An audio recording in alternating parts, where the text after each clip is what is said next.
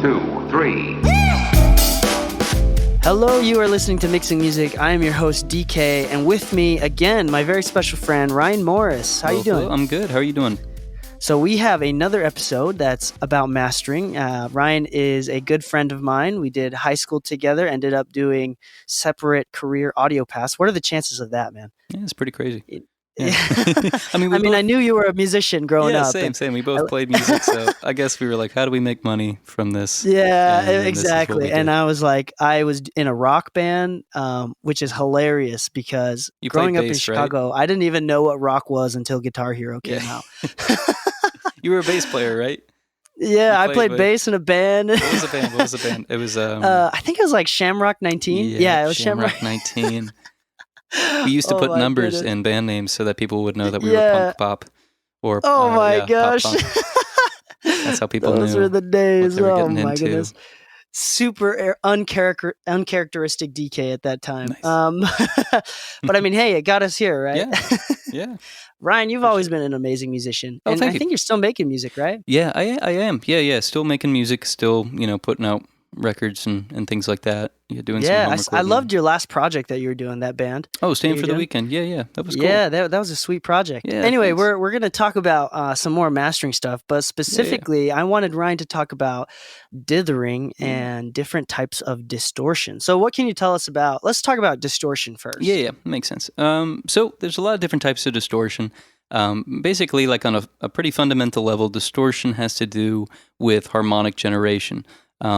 So distortion, of course, is like the changing of a waveform from its original state to a different state, be it intentional or unintentional. So most of the things that we do to audio is in one way or another, by definition or technicality, a form of distortion. But distortion in the sense that we're talking about it really has to do with a lot of harmonic generation. So like in tube distortion, essentially what happens is you saturate the tube to the point where, the cathode can no longer send electrons to the anode. And what happens, when that happens is yeah, we can get as technical as you want. I mean, we don't have to get too technical, but because I can talk for a while on distortion. I like distortion. The cathode to the anode. Okay, yes, okay. The cathode to the anode. Some people will know what you're talking about. Yeah, but I'm not. You're not. So in a tube amplifier, typically if you have a triode tube, which is like three parts, which is the cathode, the anode, and the grid in between them. I'm not going to get into it, but basically because I'm not that smart and I'm not going to remember everything I need to say about it. But basically, so in tube distortion, you have basically even harmonic distortion, primarily on the second harmonic. Meaning, so you have like your fundamental frequency, maybe that's like 60 hertz, and then your first order harmonic would be 120 hertz, second order harmonic would be 240 hertz, so on and so forth. But what's cool about tube distortion, why people love it so much, is that it basically acts like a doubler. So you got your fundamental frequency, and then you distort that, and you get that, first order harmonic that's really strong, and it really just brings a lot of complexity and character to the sound. And then there's, tape distortion. Sorry, what's up, Dee Kei? So yeah, and I was gonna say, like, as a mix engineer, I kind of mess with a little bit of a kind of that distortion, saturation kind of sound. You'll notice that the level that's being played in Pro Tools is exactly the same level, but it feels louder. It does feel louder, yeah. It increases your overall perceived like loudness of a sound, and it does make it a little bit louder because you're amplifying certain harmonics that weren't amplified before. But it's relatively pretty much the same amplitude. Yeah, that's interesting. Yeah, it's cool. Anyway, so that's about the tube distortion. Tube distortion, yeah. So saturation, like you were saying you were messing around with saturation. So saturation is essentially when you increase the input of something to the point where the output no longer matches in like a linear fashion. So it's not like a 1-to-1 ratio, so to speak.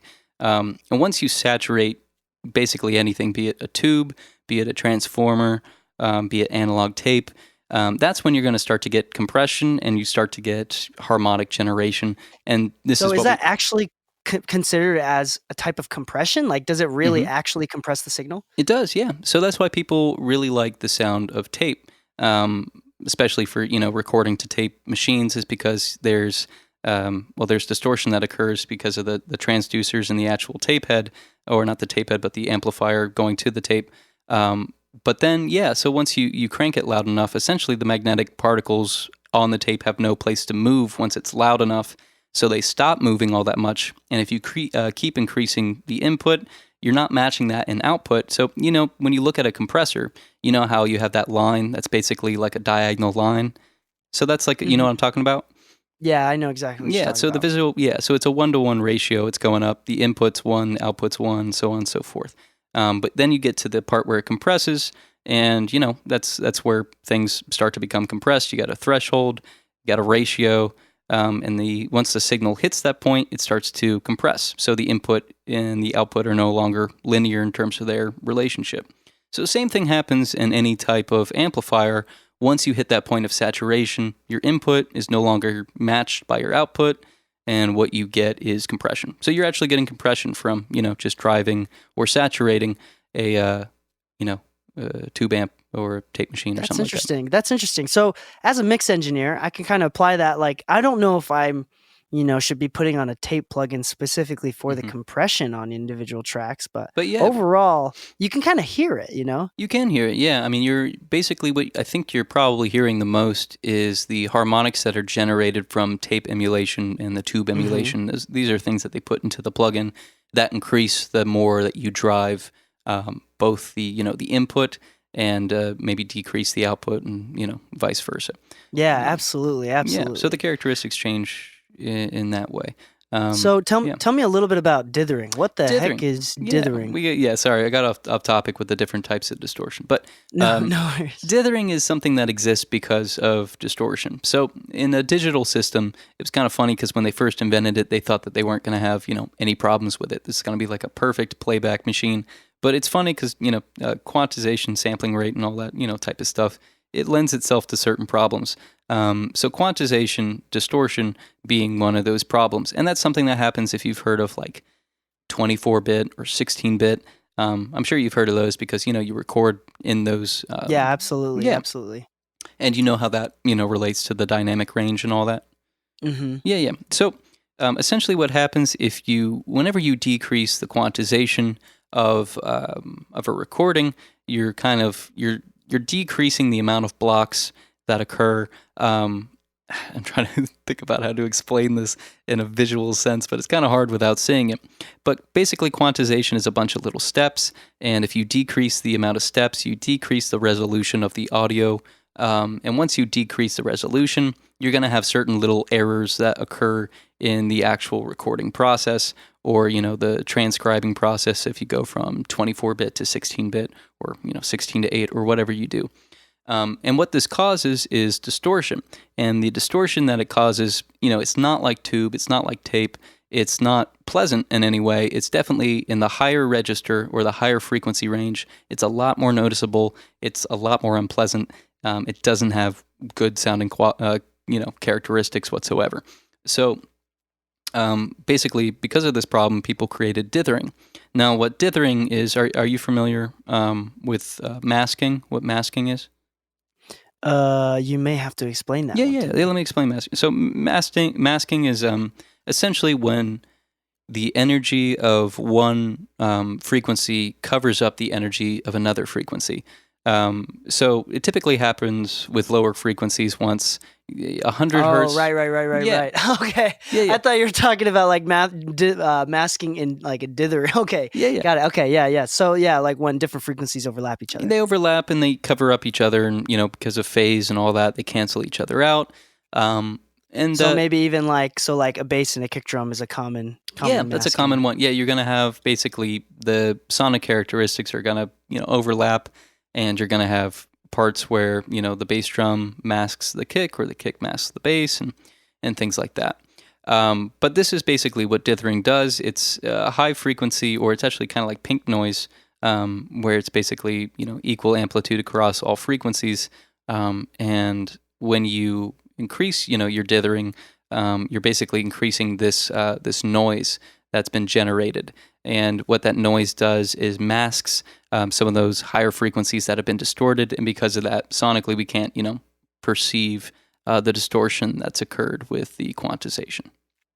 That's interesting. Now, I have to ask you, I have some people that do or claim to hear the different types of dithering, like hearing the difference between the L2 dithering versus the ozone dithering versus the Oxford limiter dithering. Now, is there much of a difference between each type, or is it basically the same idea? I mean, there is a difference in terms of like the frequencies that they're trying to mask. So there's definitely a difference in terms of like the amplitude of certain frequencies in the noise.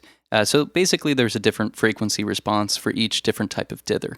But in terms of one sounding better than the other, that's kind of hard. I'm not sure. I've never really heard a dither and thought, oh, that's a good one. That's a good, that's good. That's a good sounding noise that's masking that quantization distortion. I kind of felt bad because I these people, my friend is like, yeah, this one's the best one, and I was like, a couple weeks after that, I was like spending a good hour just like going back and forth and just trying to listen to it. I'm like, I think I don't have good ears. Like I can't hear the difference. I wouldn't worry about that too much. I don't. I mean, like maybe some are better. I think some dithering is better than others in terms of like its quality. Maybe I don't know enough about it to say it. I definitely know that there are certain dithers that are like, yeah, we're the best dithering plugin. I'm like, are you? Because I don't, I don't know. I mean, I guess, yeah, I get it. Like there are certain types of dither that are better for certain amounts of distortion, and but yeah. So in the end, it doesn't really matter that much. Not that much, to my knowledge. I could be wrong. You know, it's possible that I'm very wrong, and there's a lot of stuff I'm not understanding. If you have research that proves us wrong, please email me at dkmixes@gmail.com. Yeah, no, definitely. And we should talk about it. We should talk about it. Yeah, leave it. Yeah, email Dee Kei because I would like to know for sure if different types of dither. Or message Ryan on Instagram at rymo.music, right? Please do. Yeah. Send me your thoughts. You know, tell me I'm stupid. Or an absolute genius. Or or a genius. Either one. Anyway, that wraps it up for this episode. Thank you so much, Ryan, for joining us. And talking more about dithering and distortion. Yeah, I'm really excited to kind of hear what you do in the future and kind of how things play out. You know, I'm excited to work with you more in the future. And please leave us a 5-star review or rating. Please follow us on Instagram, Ryan at rymo.music, and I am DK Mixes. Yeah.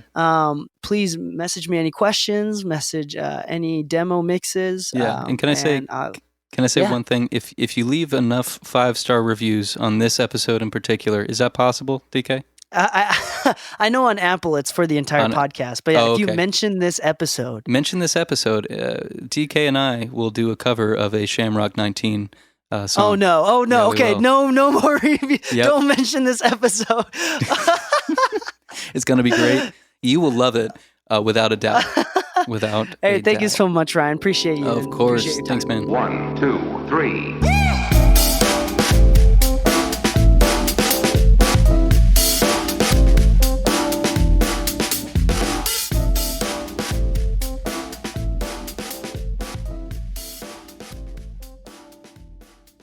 This episode of Mixing Music with Dee Kei has been brought to you by LaunchPod Media. If you want to start a podcast, make sure to start it right with LaunchPod Media.